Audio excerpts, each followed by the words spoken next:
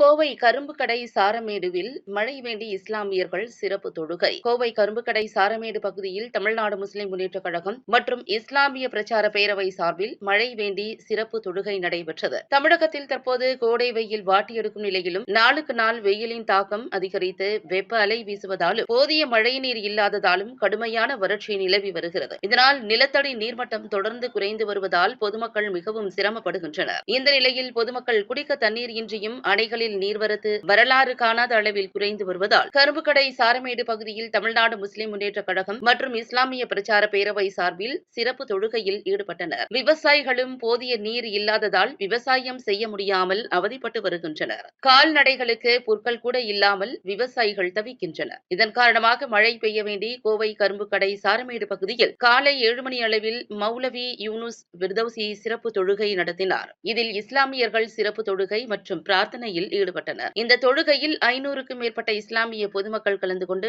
மழை வேண்டி இறைவனிடம் பிரார்த்தனை செய்தனர்.